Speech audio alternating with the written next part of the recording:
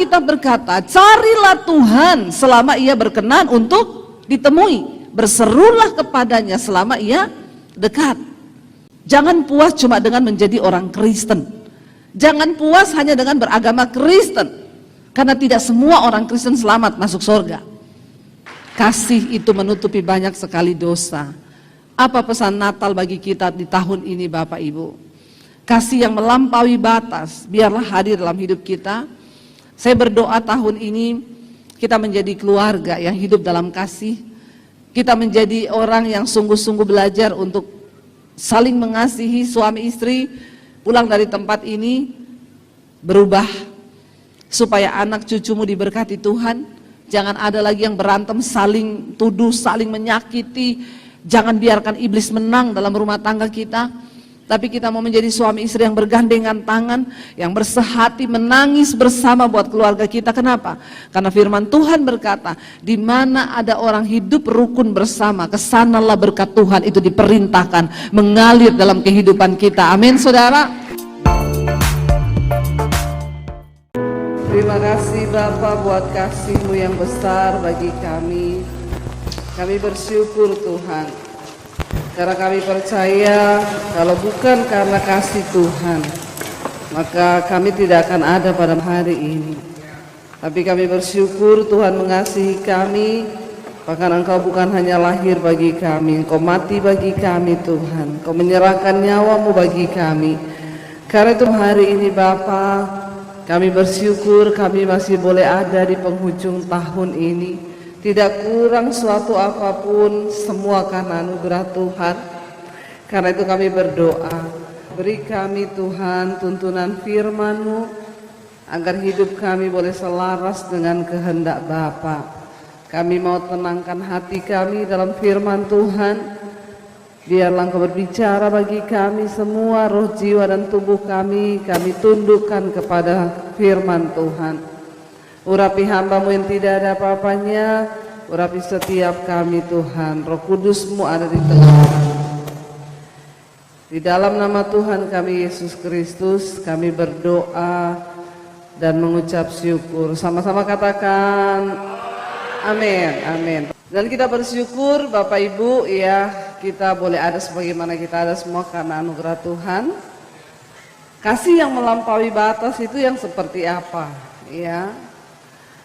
Kalau kita mengasihi orang yang mengasihi kita, firman Tuhan berkata itu sangat biasa, itu sangat normal, itu sangat masuk akal. Kalau ada kasih yang melampaui batas itu begini saudara, ada orang berbuat jahat sama kita, tapi kita harus berbuat baik kepada orang itu. Nah itu kasih yang melampaui batas. Saudara pernah nggak mengalami ada orang bikin jahat sama saudara, tapi saudara harus berbuat baik sama orang itu. Dan itu tidak mudah. Dan Yesus Kristus datang ke dalam dunia bukan waktu manusia itu benar. Tapi ketika kita berdosa, kita ini terpisah dari Tuhan, manusia memberontak dari Allah, disitulah Tuhan datang.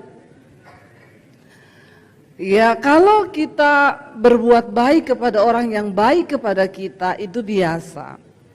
Tapi kita belajar dari Kristus hari ini, kita baca bersama 1 Yohanes pasal yang keempat.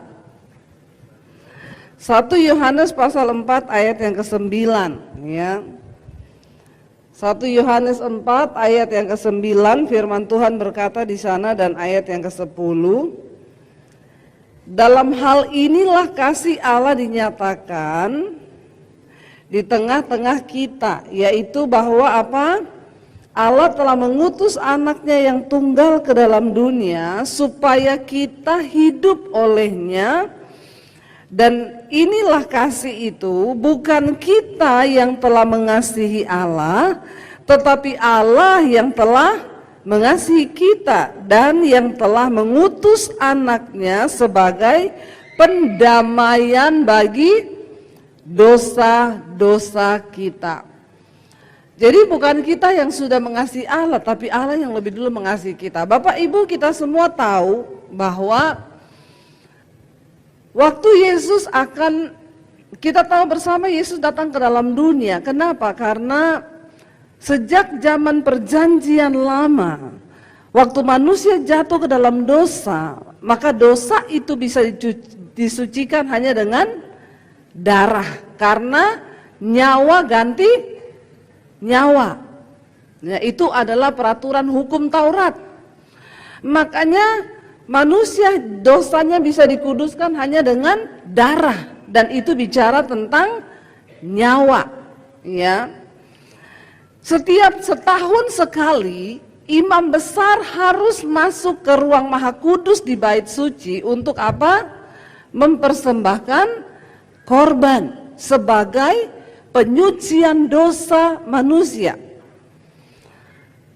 Berkali-kali Allah itu ingin manusia itu bebas dari dosa, mereka hidup di bawah pimpinan Tuhan. Karena dosa itu membuat kita ini terpisah dari Tuhan. Dan satu keadaan yang paling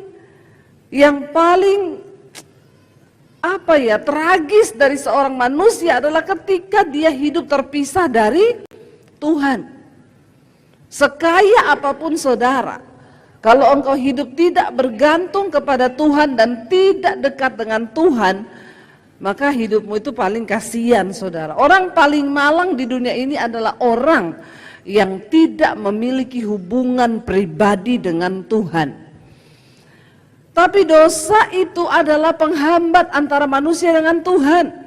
Makanya firman Tuhan berkata, bukan tanganku kurang panjang untuk menolongmu, bukan telingaku yang kurang tajam untuk mendengarkan seruan doa-doamu, kata Tuhan. Tapi apa? Dosamu itu menjadi penghalang yang baik terjadi atas kamu. Kenapa kita nggak mengalami janji Tuhan? Karena ada dosa. Lalu manusia itu di dalam kengerian hidup, mereka hidup dalam kegelapan, dunia menjadi gelap karena hukuman dosa itu adalah maut.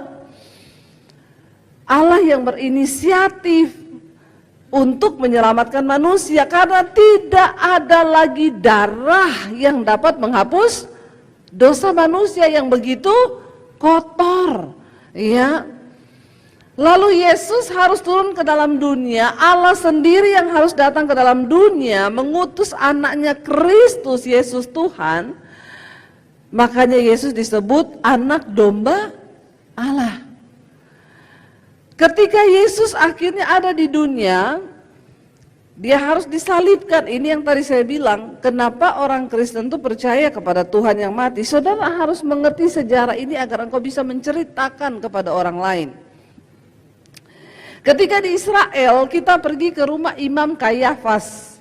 Di situ Yesus ditangkap dan dia dikurung di penjara bawah tanah. Kalau saudara melihat di sana sendiri bagaimana dengan mata kepala, itu dia masuk di penjara bawah tanah, bukan turun pakai tangga. Dia diikat pakai tali saudara tangannya, lalu dia diturunkan dari lubang kecil. Badannya diturunkan pakai tali digantung. Jadi ketika dia diturunkan dengan tangan yang tergantung itu, bayangkan ini ketarik semua tulang-tulangnya, semuanya remuk saudara. Waktu itu akhirnya Yesus dihakimi di situ. Dan mereka bertanya, kira-kira alasan apa yang harus kita berikan kepada Kristus ini untuk dia bisa dihukum mati? Karena pada waktu itu ahli-ahli Taurat, orang-orang Farisi pengen membunuh Yesus. Mereka tidak menemukan alasan, mereka takut kepada rakyat, kepada pengikut Kristus yang begitu banyak saat itu. Mereka membayar saksi-saksi dusta untuk bersaksi tentang Kristus supaya diberatkan. Lalu ketika ada satu orang yang maju dan berkata, dia harus dihukum mati. Kenapa? Karena dia telah menghujat Allah. Apa hujatannya? Yesus berkata, aku akan merobohkan bait Allah ini, Dome of the Rock itu, dan aku akan membangunnya kembali dalam waktu 3 hari. Mereka berkata, dia menghujat Allah. Bangunan itu bagi bangsa Israel adalah bangunan yang sangat sakral, karena di sana tempat mereka bisa ketemu dengan Tuhan. Dan dengan gampangnya Yesus berkata, aku akan merobohkan bait Allah ini dan akan membangunnya kembali dalam waktu 3 hari. Mereka tidak mengerti apa yang dimaksud oleh Kristus merobohkan bait Allah itu adalah dengan kematiannya manusia tidak perlu lagi mempersembahkan korban di bait Allah itu yang dilakukan oleh imam besar. Makanya kita tahu bersama ceritanya, akhirnya Yesus dibunuh di atas kayu salib. Dan firman Tuhan berkata waktu Yesus mati, tabir bait suci itu terbelah menjadi 2. Tidak ada lagi penghalang antara kita dengan Allah. Bukan hanya imam besar yang boleh datang setahun sekali untuk menghampiri Tuhan, tapi setiap kita yang percaya kepada Kristus menerima darahnya, kita juga beroleh jalan masuk oleh iman kepada kasih karunia itu. Lalu saya baru mengerti, saudara, oh ternyata memang Yesus itu datang untuk mati. Dan apa yang dimaksudkan dia merobohkan bait Allah itu? Supaya kita ini tanpa perantara bisa datang sendiri kepada Tuhan. Natal adalah bukti kasih Kristus yang melampaui segala batas. Kita harusnya terhukum, kita harusnya mati. Saya bersyukur Bapak Ibu, saya menerima Tuhan Yesus tahun 95. Karena saya bukan terlahir dari kecil Kristen. Papi saya haji dan saya tidak mengenal Tuhan Yesus. Tanpa pengenalan yang benar akan Tuhan, saya hidup di dalam dosa. Saya melakukan apa yang saya mau, karena saya pikir itulah kebahagiaan dan itulah kemerdekaan hidup. Tapi ketika saya hidup dalam dosa, hidup saya makin hancur, iblis makin tuduh kamu, ya kenapa kamu hidup, kamu sudah hancur. Orang yang hidup dalam dosa itu tidak mungkin ada damai sejahtera dalam dirinya. Orang yang paling bahagia di dunia ini bukan orang kaya, tapi orang yang hidup dalam kekudusan dan memiliki hubungan pribadi dengan Tuhan. Walaupun tanpa uang, walaupun miskin, kalau kita dekat dengan Tuhan, bahagia kita. Amin. Aminnya rela enggak? Walaupun enggak ada duit, dekat Tuhan bahagia. Saya bukan berteori karena saya sudah mengalami. Ya, saya pernah hidup tanpa uang 1 sen pun di tangan saya. Saya pernah hidup tanpa ada satu orang pun yang bisa saya jadikan tempat sandaran hidup saya. Lalu akhirnya tahun 95, ketika saya berpikir mau mengakhiri hidup saya sudah melakukan semua dosa, dan saya tiba di satu titik kejenuhan hidup. Saya merasa nggak ada yang sayang sama saya. Papi saya tiap hari pukulin saya sampai biru-biru badan saya. Dan iblis ngomong, nggak ada yang sayang sama kamu, nggak ada yang mengasihi kamu. Mati aja, bunuh diri aja, hidupmu sudah kotor, kamu penuh dosa. Masa depanmu juga sudah hancur. Semua intimidasi iblis itu datang kepada saya. Dan alasan yang paling kuat untuk saya mau mengakhiri hidup saya, karena saya beriblis bilang, tidak ada yang mengasihimu. Papi saya kalau pukul saya, saudara, rambut saya dijambak, saya dihajar sampai biru-biru badan saya. Dan perasaan tidak dikasihi itulah yang mendorong saya untuk saya mau mengakhiri hidup saya. Kalau saudara lihat semua orang yang bunuh diri itu sebenarnya entah itu karena masalah hutang, karena masalah apa, problem yang paling besar dalam hati mereka adalah karena mereka tahu tidak ada orang yang mengasihi mereka. Karena manusia itu diciptakan serupa dan segambar dengan Allah. Allah itu kasih. Karena itu setiap manusia membutuhkan kasih. Waktu saya tahu nggak ada yang mengasihi saya, iblis berhasil meyakinkan saya, orang tuamu aja nggak sayang sama kamu, nggak ada yang sayang sama kamu. Tiap hari saya berpikir mati, paling enak itu mati. Lalu sampai satu saat saya tulis surat buat orang tua saya bilang, mami, papi, saya minta maaf, tapi ini yang terbaik. Saya minta ampun, saya minta maaf kalau saya ini jadi anak yang tidak berbakti.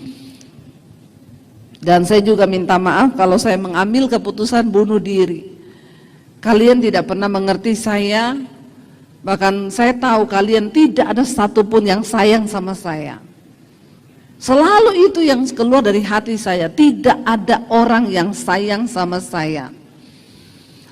Tapi malam itu sebuah pertanyaan muncul di kepala saya begini, Tuhan itu ada apa enggak? Kalau Tuhan itu ada, siapa Tuhan itu sebenarnya? Lalu sebuah pertanyaan muncul, kenapa Tuhan menciptakan saya? Cuma untuk hidup seperti ini? Cuma untuk hancur? Cuma untuk bikin dosa? Cuma untuk dipukulin? Cuma untuk bunuh diri? Apa rencana Tuhan bagi saya? Kenapa Tuhan ciptakan saya ke dunia? Ada begitu banyak pertanyaan tentang Tuhan yang berkecamuk di kepala saya, saudara, dan itu nggak pernah saya pikirkan sebelumnya. Lalu saya mulai penasaran untuk mencari siapa Tuhan itu. Dan Alkitab berkata, carilah Tuhan selama ia berkenan untuk ditemui, berserulah kepadanya selama ia dekat. Jangan puas cuma dengan menjadi orang Kristen. Jangan puas hanya dengan beragama Kristen. Karena tidak semua orang Kristen selamat masuk surga. Kasih itu menutupi banyak sekali dosa. Apa pesan Natal bagi kita di tahun ini, Bapak Ibu?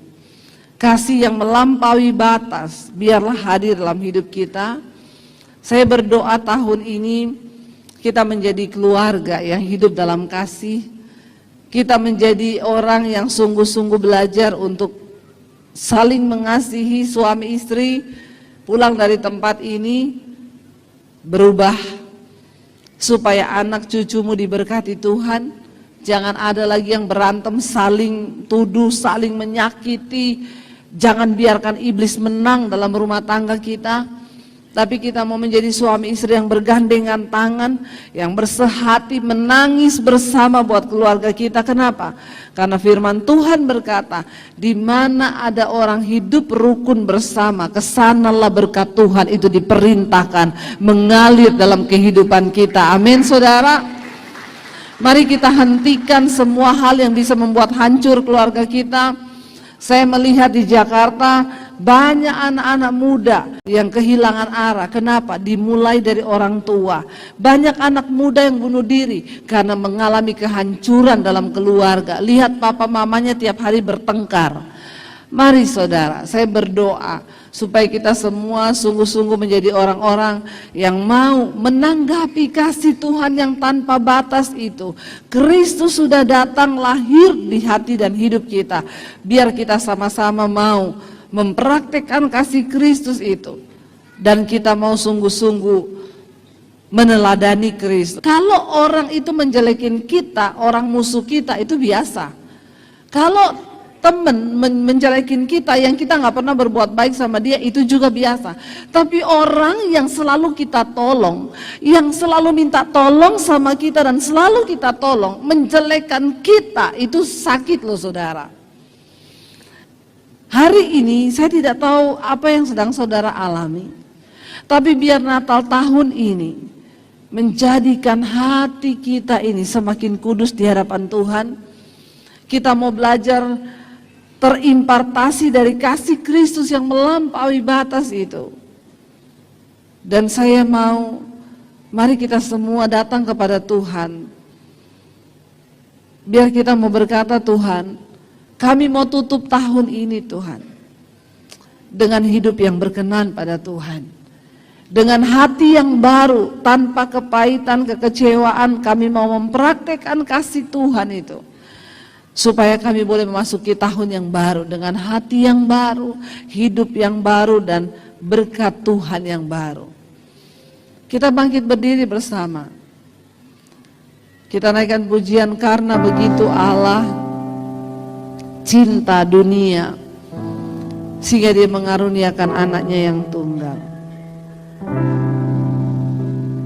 Karena begitu Allah cinta umatnya hingga diberikannya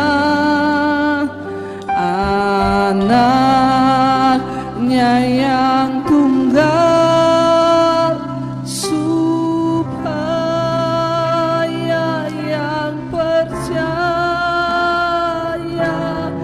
tidak binasa melainkan dapat hidup kekal.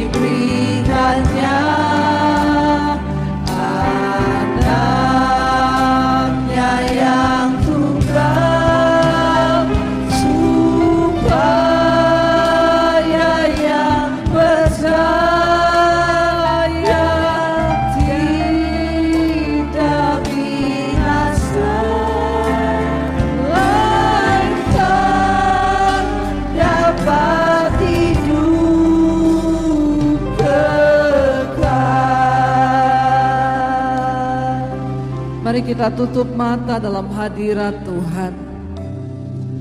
Terima kasih Tuhan buat kasih yang melampaui batas yang Kau berikan buat kami.